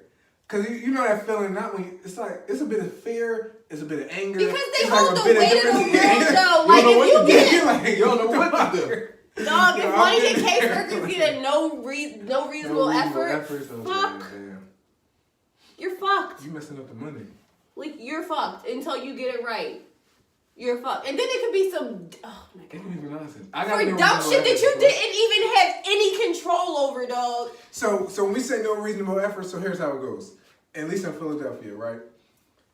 You'll get a dependent child will have court, and you're a professional witness if you're a case manager, social worker, whatever. And they will say specific things for you, DHS in Philadelphia, COOA or DHS, for you to do. So refer a kid to this, give the kid a bed, do X, Y, and Z. Very specific things for you to do. And if you don't do those things and you can't demonstrate that you made reasonable efforts to do those things, like she had to get fucked up. I did the referral 2 times and the agency didn't have the availability. That's not going to get you no reasonable efforts. I didn't do the referral at all. That's going to get you no reasonable efforts. Or I did the referral 1 time. Judge might not care, but then the child has an attorney, parents have an attorney. They can request. A judge shouldn't just randomly say no reasonable efforts. Somebody should be requesting that you get no reasonable efforts. And then that, at least in Philadelphia, you won't get paid from that court date, from the court date of that order, until you get reasonable efforts. Yep. So then there's no money coming in for that case, because each case you gotta get money coming in. So that's what no reasonable efforts are. I've got no reasonable efforts, not as a worker, but as a supervisor, because I was covering a case one time for one of my workers, and the kid, we got the kid a bed, but the frame didn't come. The mattress only came. Can't control for that. But understanding why the judge agreed to it, we didn't make no moves to like then quickly follow up and try to buy a new one. we did call and say, yo, redeliver it. Issues happen, but we didn't try to buy a new one. So the child advocate, which in some other places is going to be called guardian ad litem, but basically an attorney for the child, asked for no reasonable efforts, and the judge gave us no reasonable effort for a fucking bed frame. Wow. I'm like, Your Honor, I'm trying everything. The judge is not sleeping on the floor. I mean, the child's not sleeping on the floor. Like, things happen. We working with a credit card. I can't just do this. Like, he wasn't hearing it. I got no reasonable efforts one time. I had literally just got the case the day before. DHS worker, nowhere to be found. Like, hitting her up, emailing her supervisor. The orders in the database were from the court hearing prior to the last one. Okay. No orders. There's nothing. How the hell you know what you're supposed to do? I didn't get forwarded. That's why I'm hitting up other attorneys. I'm hitting up the child advocate. Like, somebody fucking help me, dog. Like, I go see this kid. Mom's all like, oh, I just want him to be home. Yeah, okay, but do you know, but what was said? Like, what was said? Help me figure out what I gotta do, what call I gotta put in, what paperwork I gotta submit, what referral I need to do. I get there. I was supposed to find him a placement, but was also supposed to, they wanted all these things in play, all these 3 different things in play, because they didn't know what they wanted to do with him. That happens. I knew none of it. So I had nothing. I'm just like, I really hope they understand. And you can't really plead your fucking case. And of course, it was a dickhead judge. So I can't say shit. So I'm just like, okay, Your Honor. Okay, Your Honor. Pretending to write shit down. Like, I know what the fuck I gotta do now because I got the court order in my hand now. But I didn't have it yesterday when I got the case put on my desk. Because that's when I got introduced to this fucking family. It was the dumbest shit. I got back to the office. They're like, Deshae, can you come to my office, please? Yes. Oh, we gotta talk about your no reasonable efforts. I'm like, well, what happened? You gave me this fucking case. Fuck you, mean what happened, dog? You didn't have it set up for me. You set me up the fucking foul.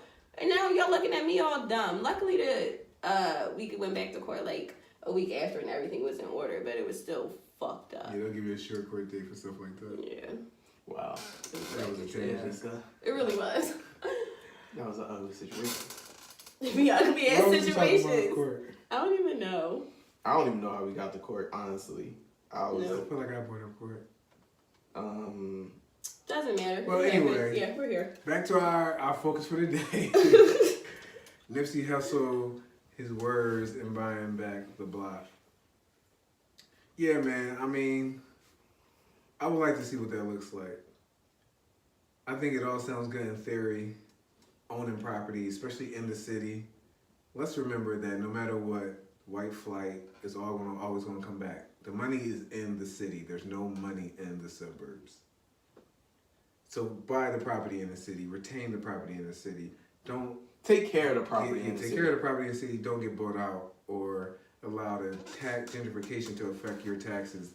You can't meet your taxes. A lot of these cities offer credits and programs. And I know Philadelphia does. To address your taxes. But yeah, I mean, I don't know. It sounds good to me. I don't know how realistic it is. What, buying back the block? Because buying back the block to me is buying the block in a poor, disenfranchised area.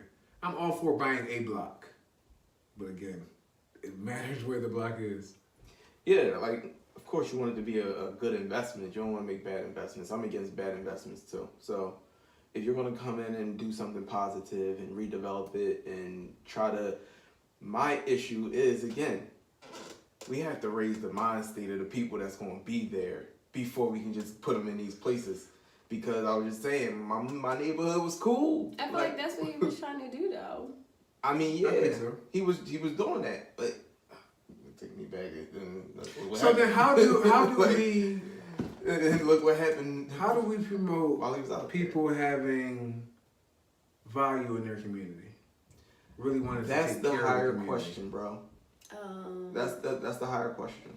Probably kill everybody off in the community currently. And lock take the young ones. No, kill them off. They fucking gotta die, right? Old people gotta die. Old people gotta die because they Jesus. are fine. Now we talking about people our age. Now we the old people. Yeah, in this situation, the older people in the community actually have a different energy because the fluctuation of how neighborhoods are generation to generation, right? When my dad lived in a house on 60th Street, when he was a child, it was a different ball game. It was mostly white people. It was different.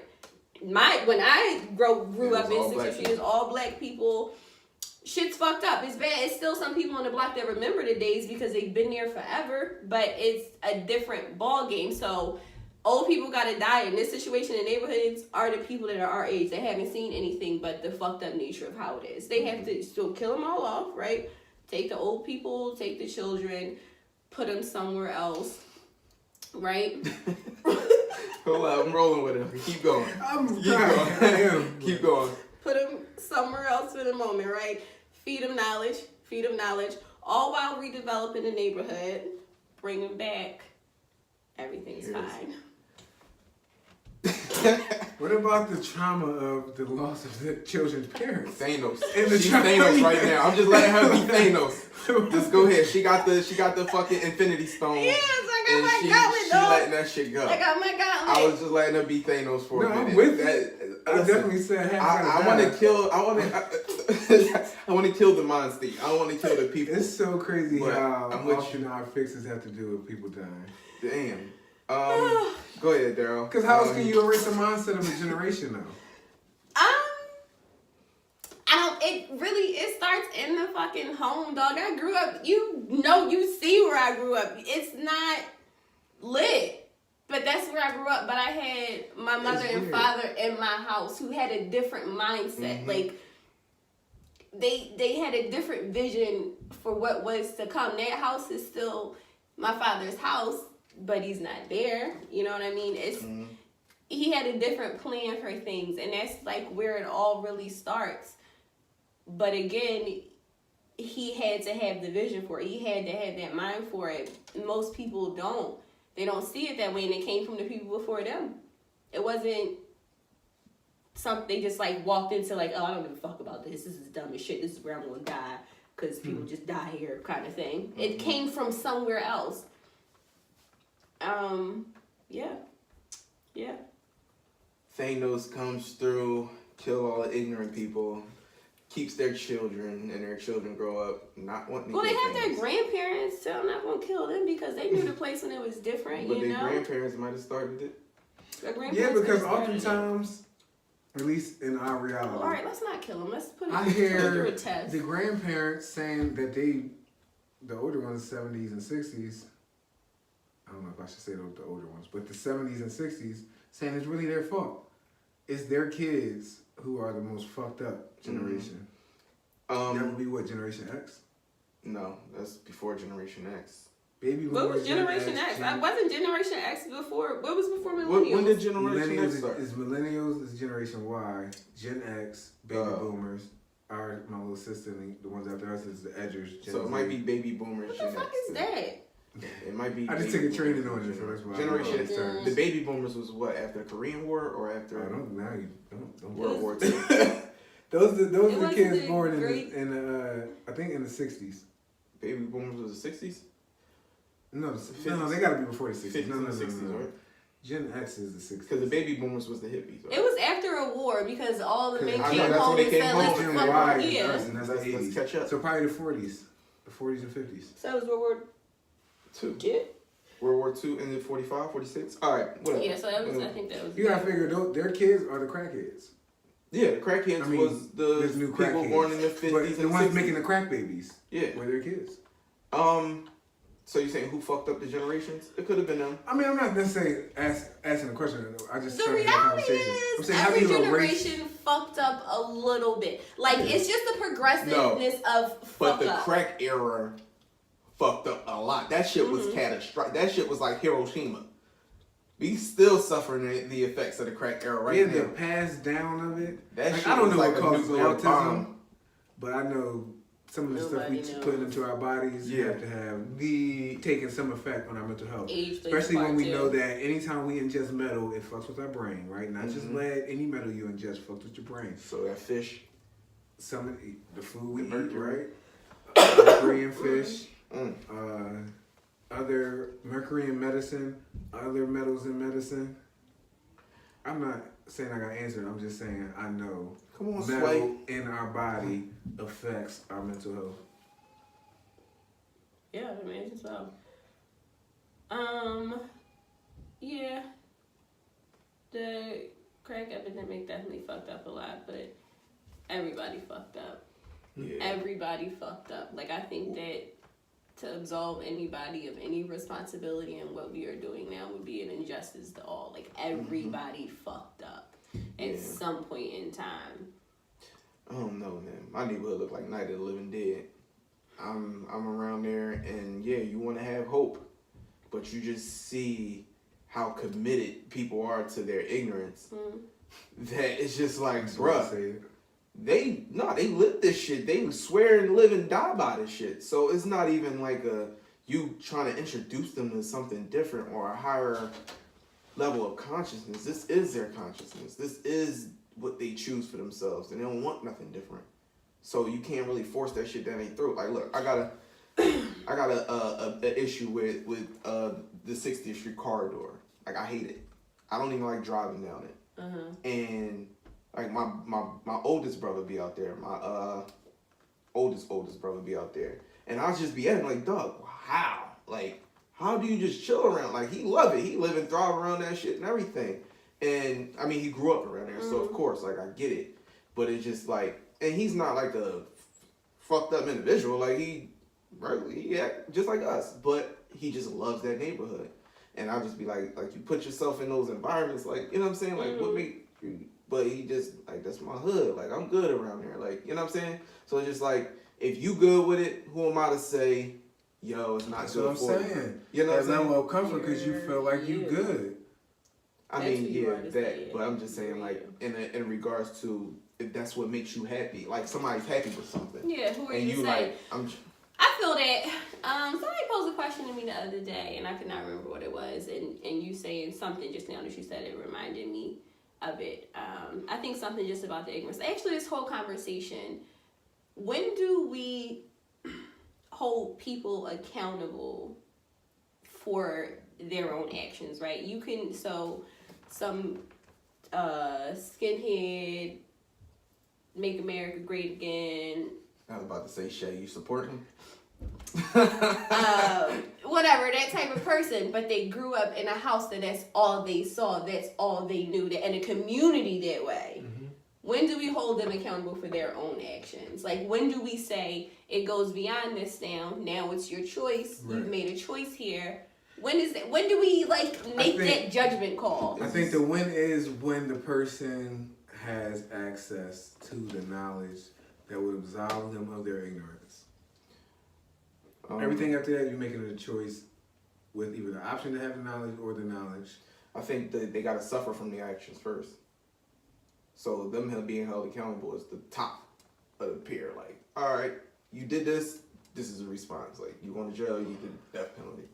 But then as we peel back the layers, then we can tag accountability What onto. the fuck did they do? I'm just saying, whatever the case may be, or whatever consequences they suffer because of their lifestyle, right? And then we start to peel back the layers, like, oh, this is how you were raised.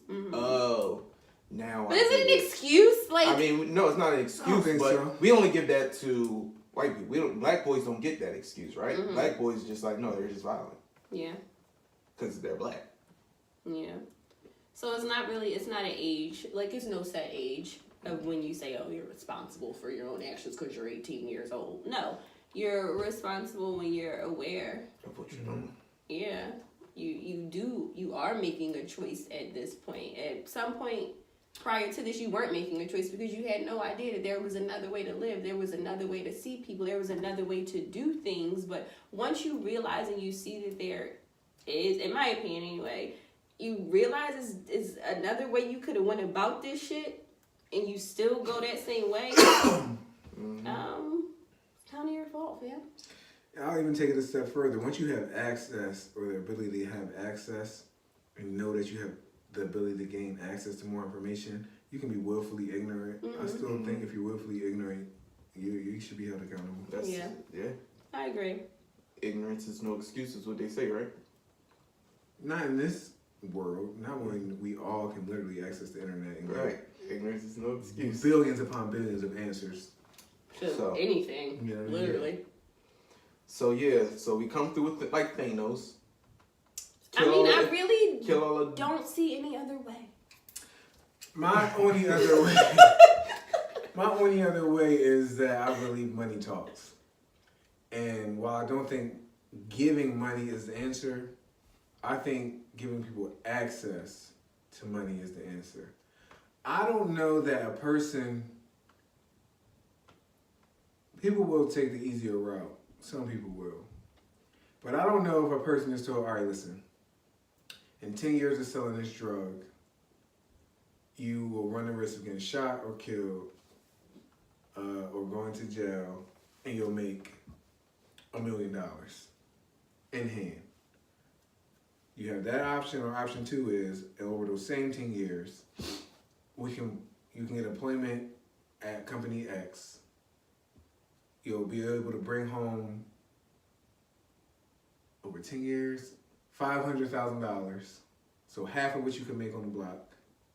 But you don't run the risk of being shot. You don't run the risk of incarceration. You don't run the risk of all these negative outcomes. You think that most people would... What do you think most people would choose? Honestly, I still think niggas gonna choose the block. And this is why I say that. We've been told the path, if we take that path, that we're going to end up in jail or dead. That shit been beat down my throat. But we haven't got no alternative. No, but what I'm saying is, the alternative was always there. We always always had an alternative. How did you get here if there wasn't The one? alternative But was I'm always saying, there. like, everybody hasn't had Bro, the alternative presented to them or believe they had access to the alternatives. I don't know. I And don't this know. is me I'm holding just niggas talking. accountable. Like, at the end of the day, the alternative was always there. Mm-hmm. Niggas saw the allure of the game, and that was so much more attractive that they ignored all the fucking signs that was clear to them, because we watched people go to jail. We watched people get killed. But at the same time, when we saw how lit the niggas, so we start to think, oh, we can do it better than them. I ain't stupid like that nigga. That nigga was stupid. He ain't, you know what I mean? My niggas would never do that to me. Me and my niggas, we tighter than that. Like, it gets to the point where we just manipulate ourselves into believing that that won't be us because of whatever we can conjure up in our head. So I think niggas had that alternative at the very start of it. It would really take a radical change in our perception of ourselves and what we really want at the end of the day. Like, there are people seeing people that take the sprint, and if you can jump on that train while it's moving, I'm on that bitch. And then there's people taking the slow route. So if you look up 10 years from now, yeah, the nigga that took the slow route, he's there. And you might have hit your head, and now you ended up further back than you was when you first started. So it's just like, why not take the risk? Like, motherfuckers is just throwing it all away. I think there's fewer risk takers than there are risk takers. I think given the opportunity, given the knowledge, given the information, given the choice, I definitely think there'll be plenty of people who choose to be the drug dealer. But I do think more people would go for the long game. Have y'all been watching, I don't know if it was Brainchild. It's one of these shows on Netflix, but the guy has to play the marshmallows. One marshmallow in front of one kid, one marshmallow in front of another kid, blah, blah, blah. And says to the kid, you can make a choice. You can eat this marshmallow now, and you get no more marshmallows, or you can wait 5 minutes, and I'll give you as many marshmallows as you want. Most of those kids were able to wait. Definitely some kids, and some adults took the marshmallow. Said, fuck it. Then tried to hide, make different choices. Any of this shit. What if you like marshmallows? Marshmallows. If I say, you know, I got this lobster tail. Yeah, whatever. Like something that you are appetizing and I would honestly, never mind. Snickers. This is not about me. Go ahead. No, I'm just saying that doesn't give me my answer. That doesn't make me feel like one way or another. But I think, especially as a child, I think a child has more of very much has a short-term mindset, but can think long-term more than somebody who's grew up in the sprint, not thinking about the marathon. Right. I mean, I don't know about you. That's how I was living. I didn't start thinking about a marathon until I was mid-20s. It was hard for me to not sprint. Honestly, the toughest thing I did in my life was not sprint, cause everybody was sprinting. Like niggas was out on the track, and I'm just like, yo. I think the Thanos idea is still taking precedent in my mind. Right. But I am also thinking about, I don't know who said it, but some person spoke about, actually it was on Hidden Colors. We don't value ourselves, right? As Black people. We don't have respect for ourselves. We have to give that back to the people, or people have to start to get that in order for anything to be different. Because if you don't value yourself, how the fuck can anybody else value you? How can you even think that anybody else will value you? Now, if you have that all in your mind, like, I don't value myself, you're not even aware of that, right? You're not even aware of that's why you think nobody else values you, but the thought is pressing that nobody else values you. So what do I have to lose? What do I have to gain, really? I'm just fucking here floating about. And because of this idea, all these things that kind of hold us captive to ourselves, when you really think about it. Like, systems were put in place a long time ago. And some of those systems are holding us back, but a lot of it is just us holding ourselves back. We're just... Bro. But it was a system that made it so. Absolutely, but we still have access to the systems that'll get us out of it. Right. I'm not saying that. Listen, we have to fully acknowledge what was done to us in the past that has prevented us from getting to certain heights within our communities.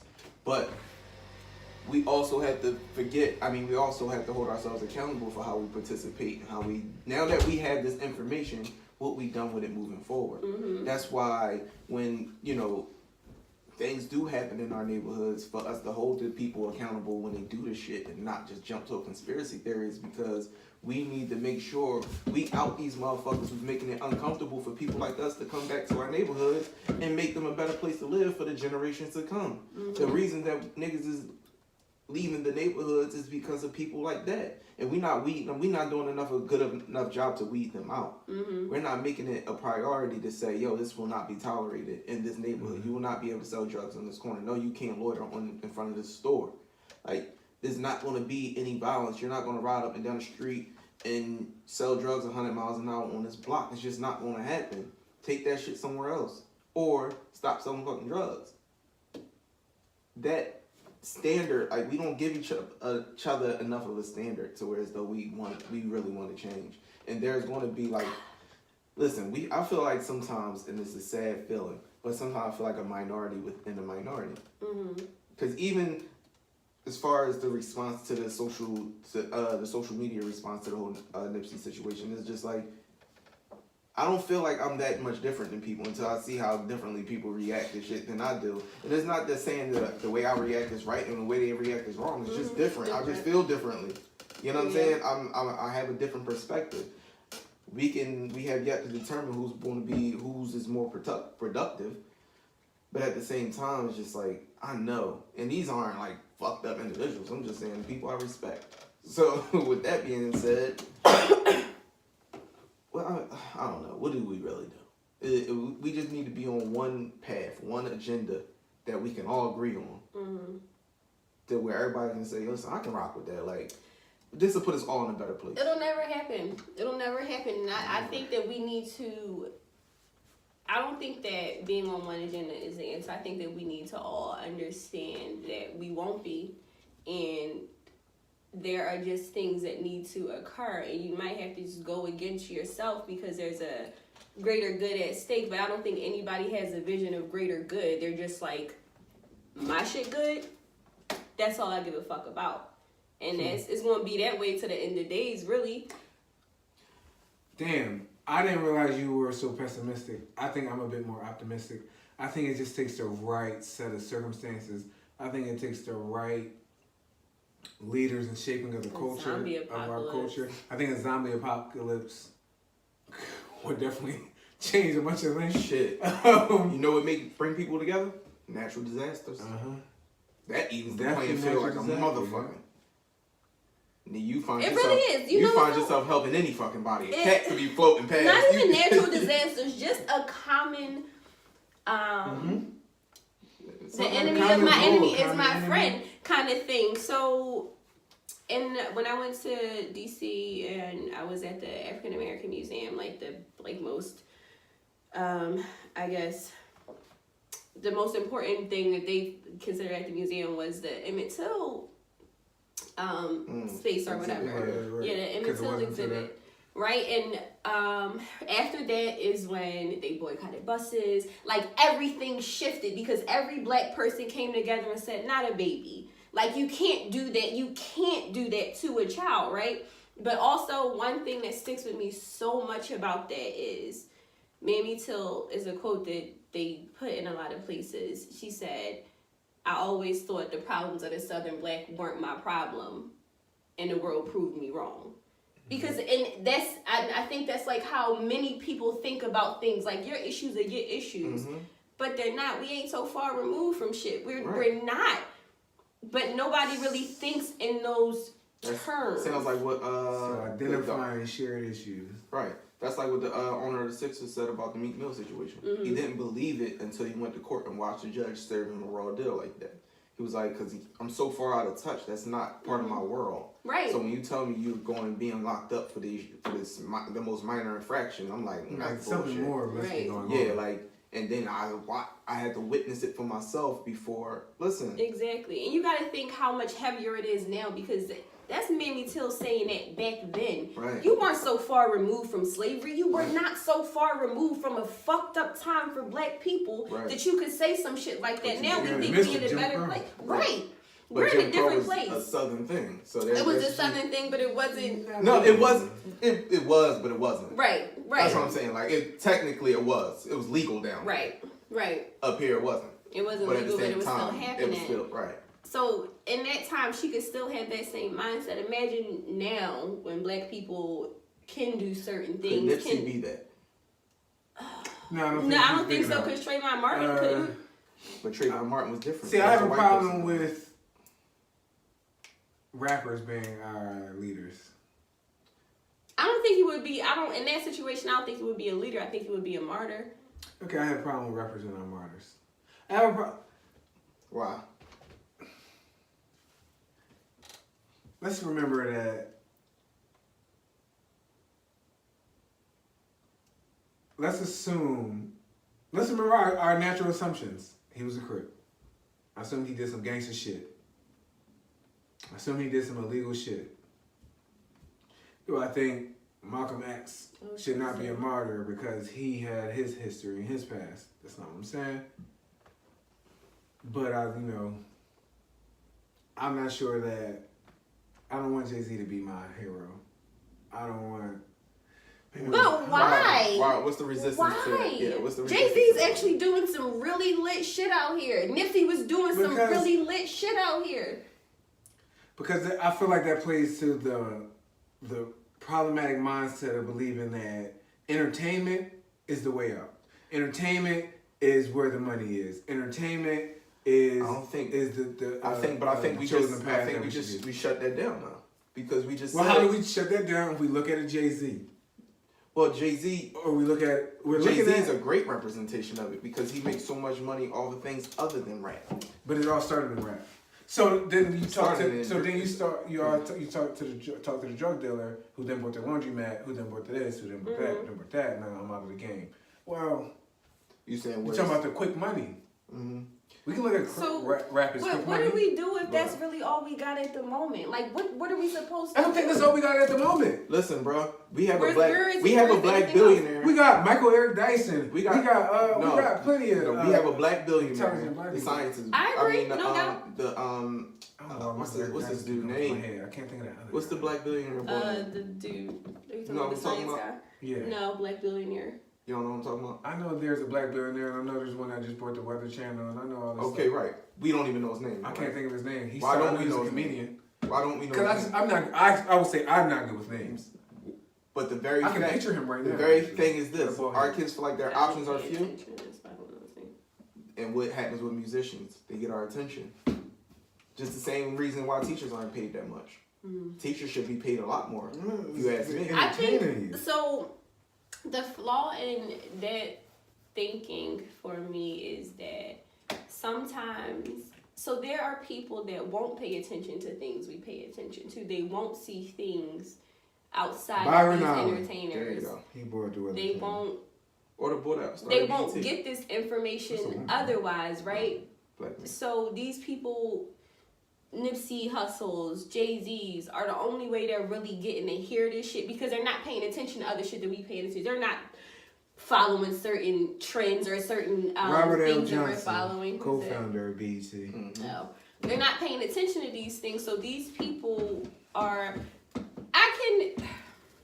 I can understand why you don't want them to be our martyrs. I can understand why you don't want them to be our leaders, but they have to be something. They have to play a part. They have to get the information out to people that I'm definitely saying take advantage of people are that not ain't already. right. That are not other people. Certain people won't get this information otherwise. Like certain people will not get this information otherwise. Certain people will not know that. They still won't know based on we're seeing shit. Like, but it's going to be there. It's going to be a seed planted that could maybe grow when watered. I'm with you halfway on it. I wish our kids had, or just growing up in our community, we had more people in positions of power. More options. That were not in entertainment, because that's all our kids ascend to, right? Barack Obama's here. You ask a kid, what do you want to be when you grow up? Rapper, basketball player, just the typical stuff, right? You don't never hear anything about engineering. We don't hear enough about science. We don't hear enough about finance. We don't hear anything about, our kids don't even understand those, so we don't teach them enough. No, our girls understand it because I asked the girls, they want to be all types of things. Yeah. I asked the boys, it's a sport. It's She music. came up with a hybrid career. I'm She like, wants yo, to what be the an fuck? artist, scientist. Literally what she said. I think that's possible. I agree. It's definitely possible. But that's like, that was where her fucking mind was. That's amazing. So. But since she can So say something like that, I possible. can say I think it's possible. So These little boys don't have that. Yeah. Broad stroking it, but I don't. It's- When I'm talking to these boys I in my know. line of work, I know. it's those two things. I'm like, yo, what's your plan B? Cause now I will give some credit because I've had multiple boys who have had a plan B, and it's usually in the medical field. It's usually a nurse, but some have had plan Bs. But most of these boys, man. I told my little cousin the other day, I said, listen, I feel like you telling me you rap is because you don't really know what to do it yourself. Also, I just don't think they know how hard it is. Well, I mean, but the crazy part is it ain't so hard anymore. Somebody can put some shit out on anybody YouTube can and rap. That's I that, know. right? But they don't understand. They don't know the work. Nobody really sees the work. They see Beyonce and don't know how much she do shit. You don't understand. You don't understand how it all goes down. You just think, oh, this person, I didn't see him yesterday on TV. Now I see him today. But that's not really how it You went. don't got enough people trying to be executives. You don't got enough people trying to work in the back office. You don't have enough people want to be the producer, the engineer, the distributor, the all that engineer. shit. So all the jobs surrounding these large industries, They don't even you wanna be the understand those person in the roles. camera. That's what I'm saying. They don't understand those roles. So you're still ignorant. You're still walking into it blind. And of course, there's always going to be a level of ignorance, but you do your proper research. I just want our kids to definitely see that there is more. So I understand where you're coming from halfway, but the other side of that is that he did have a voice and he used it well. So I can't. If it's going to be him, like, it's not going to be XXXTentacion. He did. No, because he wasn't the voice that Nipsey was as far as our community. So goes. yeah, mental health he was though. I hear, but it's good now because maybe you're different, but 90% of the interviews that I have seen now, I was not aware of them at all. I maybe saw a handful of interviews where I was like, oh, this guy is intelligent, but what I'm saying now, I'm like, okay, this dude really has some shit to say. Yeah, he kind of knew what he was talking about. And so, yeah, I think that's the blessing and the tragedy. But at the same time, who's really paying attention to that? Not enough people. Even with people paying attention again. So it needs to be a united front. We still go outside and see the same shit. But I guess our musicians have always been our leaders. We watch the same clip. I was about to, literally as soon as you said it, it came to my mind. Like, our musicians have all. It's just that. Maybe. I think now,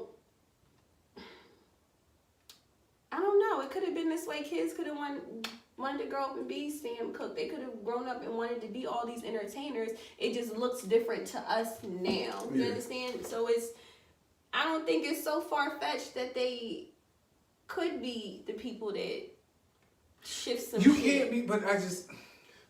can't be talking about selling drugs. You can't be talking about what is predominantly in rap and think I'm gonna be aligned with you leading anything. I agree. But Purpose. Again, I don't really get too much into following musicians. That shit hot, but what? But I do get into their personality a little bit. I do choose my rappers based off the men that they are. A lot of Do times. you? A lot. I don't of know times. that I take that much research into them. So it winds up being that those are people I'm attracted to, sure. No, like I can listen to some music, but after a while, I just don't like what he represents. So it's only but so much I can get into it. Sure. Mm-hmm. Like the image does matter. It's only so much drug taking I can listen. That's what I'm saying. Like the image does make a little bit of a difference. So again, there's money to be made in music, but there's an industry there. Mm-hmm. If that's going to make you investigate the industry, I just want our kids to be second level thinkers. I want them to think outside the box. The dominating theme is that we're just ignorant. Like we don't yearn for more information. Is that we're taking the path of least resistance. That we're trying to get on the sprint instead of the marathon again. And it's just like we're trying to find the quickest way, and that's the only symbols they have as to make money or to get rich. Is that entertainment? Yeah.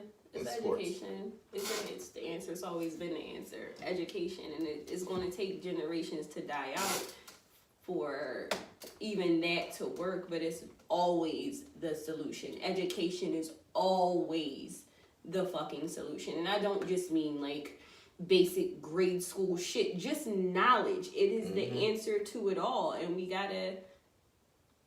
the people that have it gotta feed it. But the problem is people that want the keys are the people that already have them. That's what I'm saying. I feel like it's us having the conversation, and the people that we would like to get that message through aren't interested in what the fuck we have to say. It's just like, nigga, pass the perks. Right.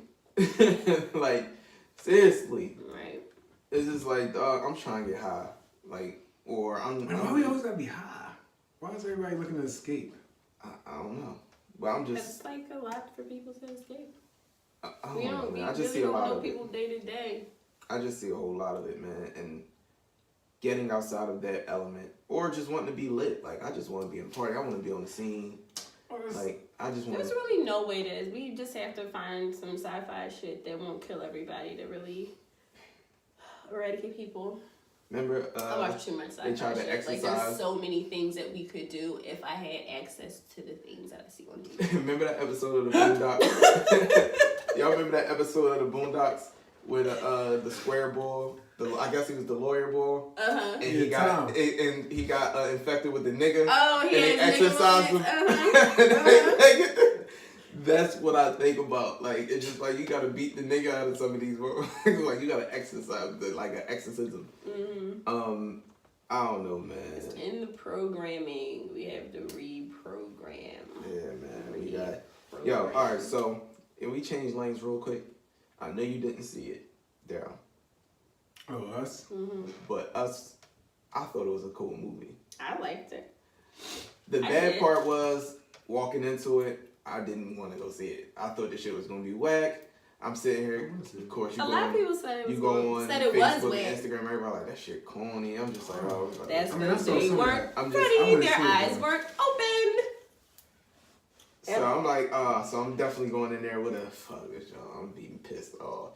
So anyway, I thought it was cool. I did too. So afterwards, coming back from it, I saw a couple rabbits in a residential area. Why would you see a fucking rabbit? Why? Like, why did I see a rabbit? And then this person dressed in this weird. No, not in a residential area. Like they were just like chilling in the cut. And after you see the movie, it's weird. Yeah, and that's what it is. Well, no, I'm aware of the rabbits in the movie and them eating the rabbits on the ground and all that. The joint. First off, the opening song that came on when you see the rabbits, that shit was fire to me, dog. It sounds so good. It was like. I don't know, it was like almost an African beat, but the music was like some type of orchestra shit. It was just lit as shit. And they played it again, I think, when they walked onto the beach. But so I saw the rabbits, and then I saw this guy dressed in this awkward full red outfit. It's like, you know what? I need to get in the house because this is some bullshit. I don't want to be outside. So it shook you up.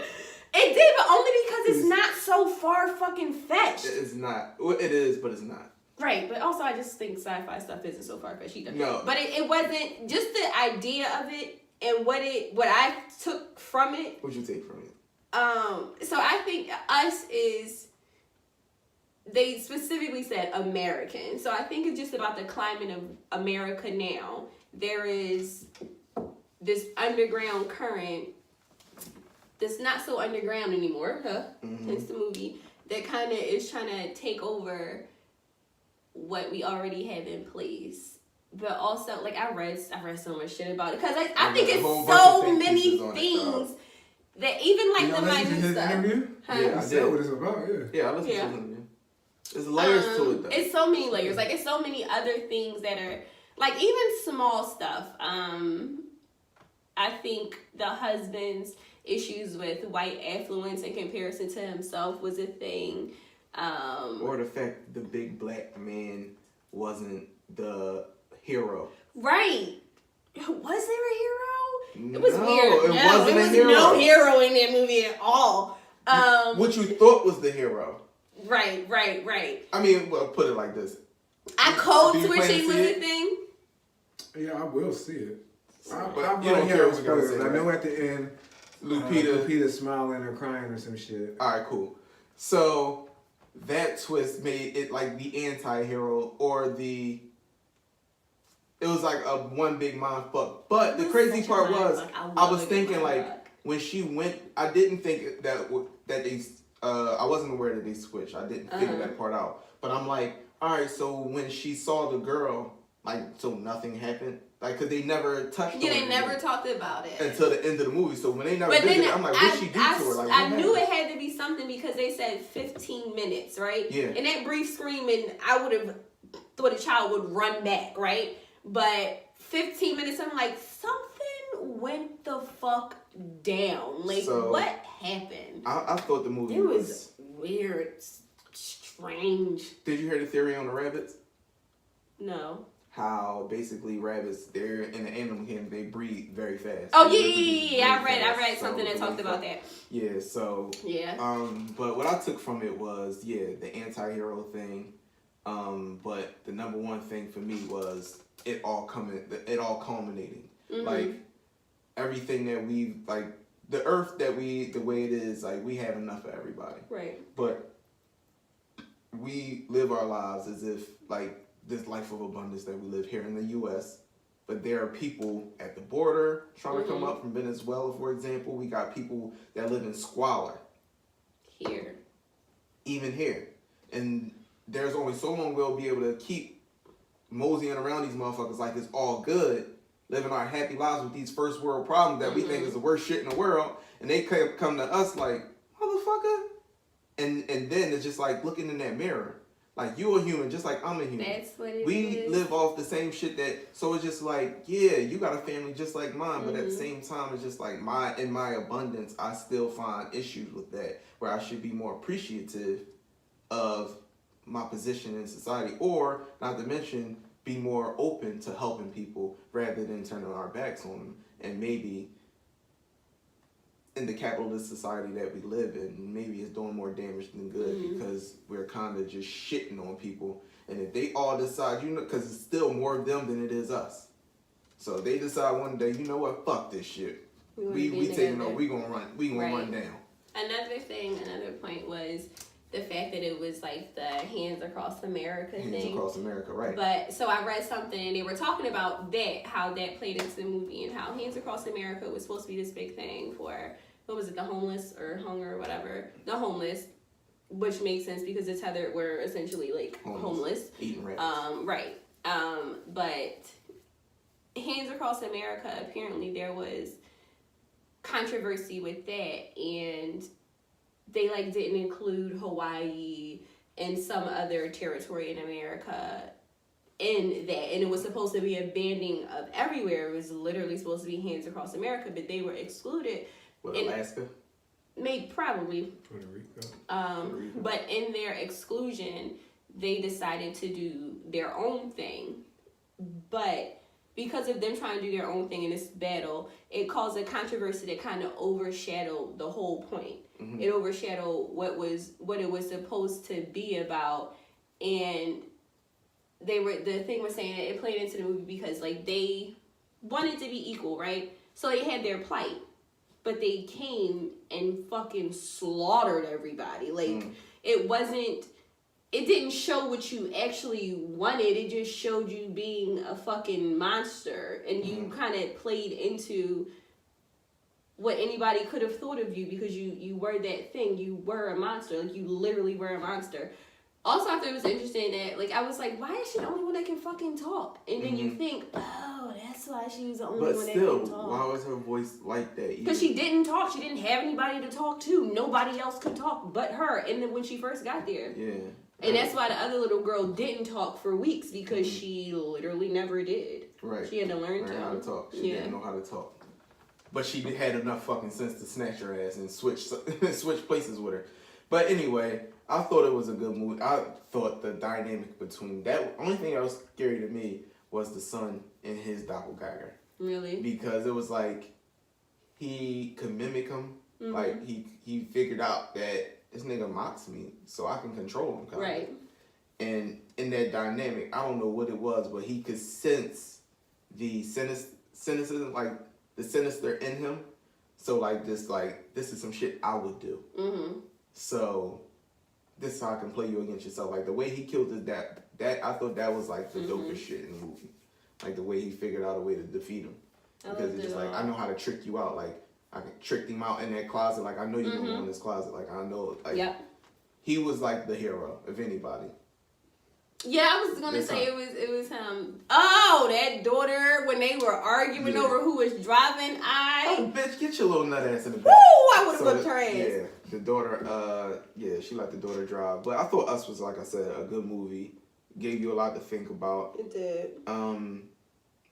Even I'm trying to. Me and my coworker were talking about how the white family's doppelgangers immediately off them, like no hesitation at all. That was another reason. What was the difference? Yeah, that's what I'm thinking. They had no rap. What was it? What was with that? Like what? Well, I think that's because Lupita's knew what it was. Mm-hmm. Like I know you switch with me, right? Like so, I think that dynamic probably was a little different because it's just like maybe she was trying to get something more out of the situation. I don't know, but it seemed like. As far as Lupita's situation, you're actually the doppelganger. Because I would have been like, no, you should have offed her as quick as possible because she could have unhatched whatever this whole situation was, right? Right. Yeah, I don't know.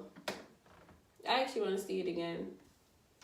I thought it was, the code switch was interesting for me for the dad when he had to go out and see the family. Because he was, very much proper. And the crazy thing is, Winston Duke, I think that's his name, that's actually how he speaks. That's actually his voice. The father, not when he went, but then when he went out to go see the family, he hey, now I done told y'all did it, but you didn't speak like that at all through this whole thing. He tried to get tough. Right, it didn't work, but... It was a good movie overall. I really enjoyed it. Yeah. I really enjoyed it. For the people that didn't go see it, but I don't know how motherfuckers thought it was whack. I guess people was looking for something else out of it. They wanted to be a true horror film. It wasn't even scary. That's what they expected. Even though they saw Get Out and they saw that Get Out wasn't a horror film. But I think people, they just expected it. It looked like from the previews and stuff, it looked like it could have been more horror than Get Out, but it is wasn't. He supposed to be redoing Candyman? Is it Jordan Peele or is it somebody else? I know he's doing Twilight Zone. I'm not seeing that. He doing the Twilight Zone? He narrating it. Yeah, I never got into Twilight Zone. Maybe I will now since I'm more into sci-fi stuff. Black Mirror do successful, so yeah. I ain't even watched Black Mirror. I tried to watch. I'm not a fan of Black Mirror, but none of them. Didn't you watch the first episode turned me off. Your first episode can't be about fucking a pig. I mean, and you know what? So I didn't watch it like that. Like I don't. You told me. I didn't watch it from the very beginning. What was that other that one was weird. I didn't understand that one. It was strange. That shit on Netflix that you could kind of pick. Oh, that was the movie. Bandersnatch. I didn't see that though. I watched it. How was it? It was whatever. It was like pick your own adventure thing. Black Mirror. That one was dumb. I saw other episodes. But I thought it was interesting. Wait, what was that one? The fucking the pig one. That's the first episode. I know, but what happened? He why did he have to fuck the like pig? A political guy. Oh, and they wanted to like embarrass him or something like that. Somebody got kidnapped or something. I can't remember. Yeah, it was stupid. That one was weird. But it was something. Other ones are good. That one was dumb as shit. The one where the implants are in the eye and they can rewind time. Mm-hmm. Well, not rewind time, but rewind it. Yeah, I saw the one with the video game stimulation in the brain. He winds up dying. I saw at least 3 or 4. You know, luckily Game of Thrones come on next week, so I won't be I thought it came out tomorrow. I'll come on next Sunday. 14th. Oh no, because next week we won't have to be on podcast like same time 4 o'clock. What time's in there? 6:30. All right, cool. I'm definitely gonna be on my can we start at like 3 o'clock today? Seriously, I gotta get my mind wrapped around, and it's Marlon's birthday, so I'm gonna be accelerating everything that's going on today. So we gonna cut the cake. We gonna cut this cake. Niggas got shit to do later. Right. Any booze? Anything else, Joe? Nah, I think I got everything off my chest with the Nipsey situation. Same. All right. Well, thank you everybody for tuning in to another episode of the Rants and Tangents podcast. Remember, we strive for that oxymoronic flow. Remember, the word oxymoron in and of itself is an oxymoron. Oxy meaning sharp and moron meaning dog. We hope we gave you that sharp and that dog today. Thank you for tuning in again. Remember, we're available on SoundCloud, iTunes, and YouTube exclusively. And with that, 2 fingers like a player. Peace. Peace.